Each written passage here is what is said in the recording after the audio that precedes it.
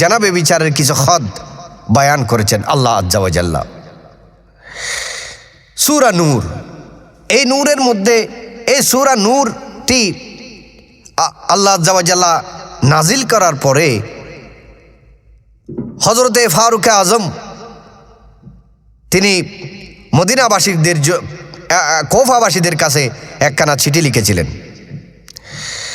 যে তোমরা তোমাদের ঘরের যে মেয়েগুলা রয়েছে সেই মেয়েগুলাকে তোমরা সূরা নূর শিক্ষা দাও। এমনকি হযরতে আয়েশা সিদ্দিকা রাদিয়াল্লাহু তাআলা আনহা যিনি বলেছেন যে তোমরা তোমাদের মেয়েদেরকে সূরা নূর শিক্ষা দাও, সেই কথা বলতে আমি রাসূলুল্লাহ সাল্লাল্লাহু তাআলা আলাইহি ওয়া আলিহি ওয়াসাল্লামের কাছে শুনেছি। সূরা নূর এর মধ্যে যেই জেনা বেবিচার সহ তার হদ যে বর্ণনা করেছেন এগুলা উম্মতে মুহাম্মদের জন্য বড়ই গুরুত্ব বহন করে। প্রিয় ইসলামী ভাইয়েরা, আল্লাহ আজ্জা ওয়া জাল্লা সূরা নূরের মধ্যে কি বলেছেন?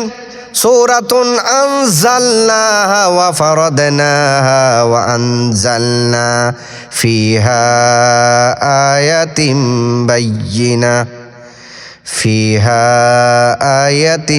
বায়্যিনাতিন লাআল্লাকুম তাযাক্কারুন। এটা এমন এক সূরা যা আমি অবতীর্ণ করেছি, নাজিল করেছি। আমি সেটার বিধানাবলী অবশ্যই পালনীয় করেছি, আর আমি তাতে সুস্পষ্ট আয়াতসমূহ অবতীর্ণ করেছি। তোমরা তাতে মনোযোগ দাও।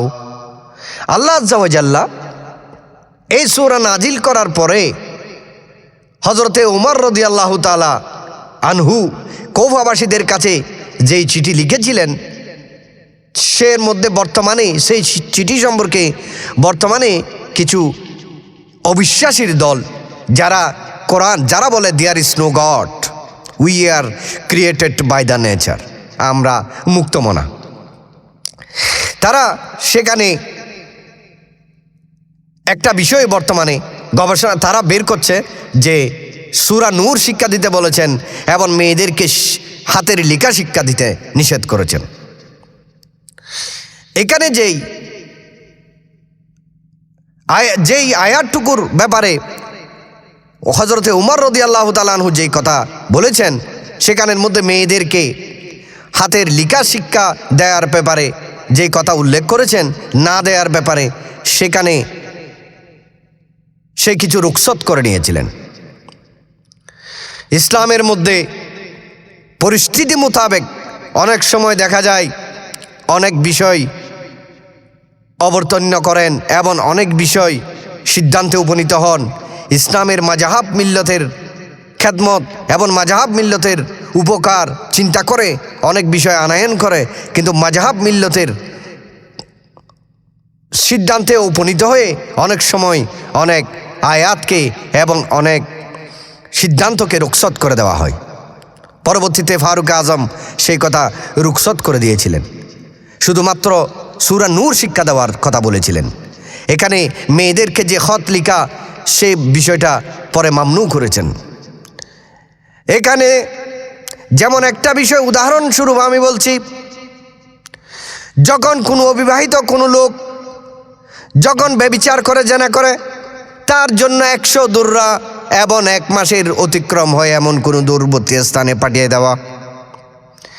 এই আয়াতের উপর যখন এই হাদিসের উপর যখন আমল করলেন ফারুক আজম, তখন দেখলেন এক লোককে এভাবে পাঠিয়ে দেওয়া হয়েছে, কিন্তু পরবর্তী 100 দুররা মারার পরে যখন পাঠিয়ে দেওয়া হয়েছে তখন ভিন্ন রাষ্ট্রের মধ্যে সেই লোক যখন চলে গেল, সেই ভিন্ন লোকের মধ্যে ভিন্ন লোকের প্রলোভনে পড়ে তখন সেই খ্রিস্টান হয়ে গেল। ফারুক আজম চিন্তা করলো, যদি এভাবে এই আয়াতের মাফহুম অনুযায়ী এবং এই হাদিসের মাফহুম মোতাবেক যদি আমরা এই বিষয়ে 1 মাস যে স্থান হতে দূরবর্তী পাঠিয়ে দেওয়া, বনবাস দেওয়া বা 1 মাস দূরবর্তী পাঠিয়ে দেওয়া, এটা যদি আমরা আমল করি তাহলে মুসলমানদের থেকে অনেক মুসলমান ভিন্ন ধর্মে ভিন্ন ধর্মে দীক্ষিত হয়ে যাওয়ার সম্ভাবনা রয়েছে। এই কারণে আজকে থেকে আমি আর এটার উপর আমল করব না। আমি শুধুমাত্র 100 দুররা মারা সেটার উপরে আমল করব। পরিস্থিতি মোতাবেক অনেক সময় আমাদের খোলাফায়ে রাশিদিন সিদ্দিক আকবর, ফারুক আজম এবং ওসমান গনি জিন্নুরাইন, হযরত আলী মুর্তজা কাররামুল্লাহ তাআলা ওয়াজহুল করিম সহ যারা ইসলামের যুগ যুগ ধরে নেতৃত্ব দিয়েছেন, তারা অনেক যেটা ইসলামের ক্ষতি হয় অনেক সময় যুগ উপযোগী, তখন তারা সেটার উপর অনেক সময় আমল করতেন না।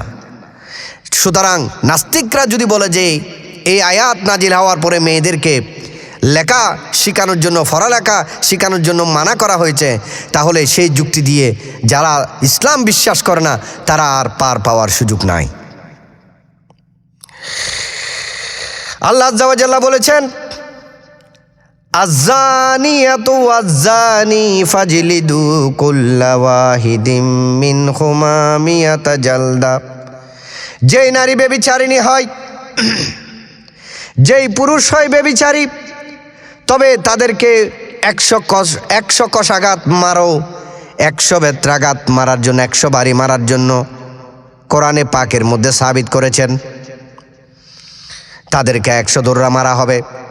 কিন্তু দেখা যায় যেই নারী বিবাহ করেছেন, যেই পুরুষ বিবাহ করেছেন, বিবাহ করা অবস্থায় কোনো নারী কিংবা পুরুষ যদি ব্যভিচারে লিপ্ত হয়, তাকে রজম করার বিধান কোরআনের মধ্যে ব্যাখ্যা করেছেন, হাদিসেও এর ব্যাখ্যা খোলাসা করে দিয়েছেন।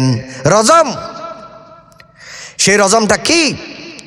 রজম হচ্ছে মানুষকে এক সিনা পর্যন্ত একটা গর্ত করে সেখানে পাথর নিক্ষেপ করে মেরে ফেলা, এবং তাকে যে মেরে ফেলা হচ্ছে সাক্ষীও তার জন্য রাখা হয়েছে। সাক্ষী আশেপাশে মানুষ যেন জড়ো করে থাকে, তার নির্দেশও আল্লাহ আজ্জা ওয়া জাল্লা কোরআনের মধ্যে দিয়েছেন। ওয়ালা তাখুযুকুম বিহিমা রাফাতুন ফি দীনিল্লাহি ইন কুনতুম তুমিনুনা বিল্লাহি ওয়াল ইয়াউমিল আখির। তোমাদের যেন তাদের প্রতি কোনো দয়া না আসে যারা জেনা করেছে, যারা বিবাহের আগে করেছে জেনা, যারা বিবাহের পরে করেছে জেনা, যারা অবৈধভাবে স্বামীর হক নষ্ট করেছে, কিংবা কোনো স্বামী তার স্ত্রীর হক নষ্ট করে ভিন্ন পুরুষের সাথে, মহিলার সাথে জেনা করেছে, ব্যভিচার করেছে। সেই জেনা ব্যভিচার যারা করেছে, আল্লাহ আজ্জা ওয়া জাল্লা কঠোরভাবে তাদেরকে হুঁশিয়ারি দিয়ে দিয়েছেন, তাদেরকে যখন রজম করা হবে, 100 দৌড়া মারা হবে, তখন তোমরা এমনভাবে তাদের শাস্তি দিয়ে দাও যেন তাদের প্রতি তোমাদের কোনো দয়া না আসে। আল্লাহর দ্বীনের প্রতি যদি তোমরা ঈমান এনে থাকো, শেষ দিবসের উপর যদি তোমরা বিশ্বাস এনে রাখো, তাহলে যারা জেনা করেছে, ওই সমস্ত জেনাকারী ব্যভিচারীদেরকে যারা বিবাহের আগে করেছে, বিবাহের পরে করেছে, বিবাহের পরে করলে রজম করা, এবং বিবাহের আগে করলে 100 কষাঘাত মারা, যাকে যেই হিসাবে পানিশমেন্ট, যেই হিসাবে শাস্তি নির্ধারণ করেছেন আল্লাহ আজ্জা ওয়া জাল্লা কোরআনের মধ্যে, তাদেরকে সেইভাবে তোমরা সাজা দাও, এবং উপস্থিত চারদিকে তোমরা গুল ধরে দাঁড়িয়ে থাকো, সাক্ষী হয়ে যাও, যেন কিয়ামতের ময়দানে এমন সাক্ষী আল্লাহ আজ্জা ওয়া জাল্লার দরবারের মধ্যে তোমরা পেশ করতে পারো, অমুক জেনা করেছে, তাকে রজম করা হয়েছে, আমাদের চোখে দেখেছি। যদি কোনো একটা ব্যক্তি জেনা করলো বিবাহের পরবর্তী সময়ে, তার কোনো একটা স্ত্রী তার স্বামীর হক নষ্ট করে ভিন্ন ব্যক্তির সাথে জেনা করলো, কিংবা কোনো একজন পুরুষ তার স্ত্রীর হক নষ্ট করে সে ভিন্ন মহিলার সাথে জেনা করলো অবিবাহিত অবস্থায়, যার সাথে শাদীশুদ্ধা হয় নাই, বিবাহ হয় নাই, এমন যার সাথে দেখা দেওয়া ইসলামে না জায়েজ, যার থেকে পর্দা করা ইসলামের মধ্যে বাধ্য করা হয়েছে, তাদের সাথে যদি জানায় লিপ্ত হয়ে যায়, তাহলে তার জন্য রজমের বিধান রেখেছেন। কিন্তু যখন এই রজমের বিধান রাখা হয়, আল্লাহ আজ্জা ওয়া জাল্লা বলছেন, তোমরা তাদের উপর দয়া পরাবশ হইও না, তাদেরকে উপযুক্ত শাস্তি দিয়ে দাও এবং তোমরা সাক্ষী থাকো। কেননা তাদেরকে যখন রজম করা হবে, তাদের শাস্তি দুনিয়ার মধ্যে দিয়ে দেওয়া হবে, আল্লাহ আজ্জা ওয়া জাল্লা এই শাস্তির ওসিলায় হয়তো কালকে হাসরের ময়দানে তারা তো শাস্তি দুনিয়ার মধ্যে পেয়ে গেছে, সেটার দিকে দেখে সাক্ষী গাওয়াহ যারা রয়েছে তারা যদি সাক্ষী দিয়ে দেয়, আল্লাহ আজ্জা ওয়া জাল্লা হাসরের ময়দানে তাদেরকে হয়তো এই জানার যেই পাপ হয়েছে, হাসরের ময়দানে যে গুনাহ হয়েছে, দুনিয়াতে যেহেতু তাদের সাজা হয়ে গেছে, তাহলে হাসরের ময়দানে আল্লাহ আজ্জা ওয়া জাল্লা তাদের জানার গুনাহ মাফ করে দিতে পারেন। এই জন্য আল্লাহ আজ্জা ওয়া জাল্লা সাক্ষী থাকার জন্য বলে দিয়েছেন। প্রিয় ইসলামী ভাইরা, এই আয়াতের মধ্যে হানাফি মাযহাব, এই আয়াতটা হচ্ছে হানাফি মাযহাবের দলিল। আমরা যারা হানাফি মাযহাব অনুসরণ করি, জেনার নির্ধারিত শাস্তি, এ হানাফি মাযহাব, এই 100টি চাবগাত যারা বিয়ের আগে করেছে এবং দেশান্তর করা, সেটার বিধানটা, সে বিয়ের যেই আগে যারা জেনা করেছে তাদেরকে 100 কষাঘাত মারা সাক্ষীগণের সম্মুখে, সেটা হচ্ছে হানাফি মাযহাবের একটা দলিল। কিন্তু এখানে দেশান্তর করার যে বিষয়টা, এটা হানাফি মাযহাবের বিধান নয়।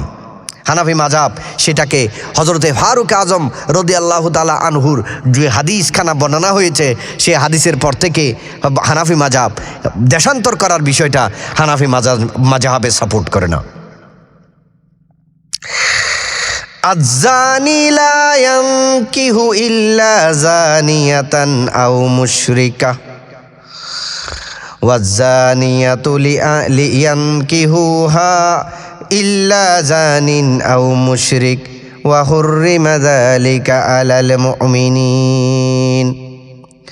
আয-যানি লা ইয়ানকিহু ইল্লা যানিয়াতান আও মুশরিকাতা ওয়াজ-যানিয়াতু লা ইয়ানকিহুহা ইল্লা যানিন আও মুশরিক ওয়া হুররিমা যালিকা আলাল মুমিনিন। ব্যভিচারিণী পুরুষ বিবাহ করবে না, কিন্তু ব্যভিচারিণী নারীকে, ব্যভিচারিণী পুরুষকে বিবাহ করবে না কোনো ভালো নারী, যারা ব্যভিচার করে না এমন কোনো নারী, বা যারা ব্যভিচার করেছে এমন নারীকে বিবাহ করবে না কোনো ভালো পুরুষ যারা ব্যভিচার করে নাই। অর্থাৎ যারা ব্যভিচারী করে তাদেরকে, যারা ব্যভিচার করে না এমন কেউ বিবাহ করতে পারবে না।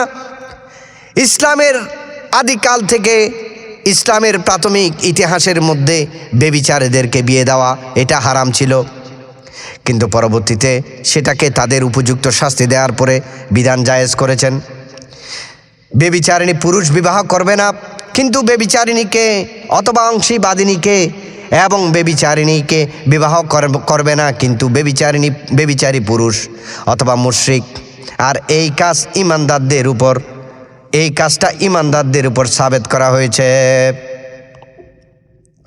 ইসলামের প্রাথমিক যুগে জিনাকারীদের সাথে বিয়ে করা হারাম ছিল, অতঃপর এই আয়াত দ্বারা মানসুখ হয়ে গেছে। শুধু তাই নয়, যারা ব্যভিচারী করে তাদের শাস্তি দুনিয়া এবং আখিরাতের মধ্যে রয়েছে। কেমন কঠিন শাস্তি তাদের উপর রয়ে গেছে। আমার ইসলামী ভাইরা, আজকে আমাদের বাংলাদেশের মধ্যে হাজার হাজার ধর্ষণের মামলা হয়, হাজার হাজার ধর্ষণের মামলা হচ্ছে, হাজার হাজার মানুষ একমাত্র জানা করছে, ব্যভিচার করছে, সেগুলোর দিকে প্রমোট হচ্ছে। তার কারণটা কি? তার কারণটা হচ্ছে দ্বীনের জ্ঞান না থাকার কারণে। এবং আমাদের দেশে ওপেন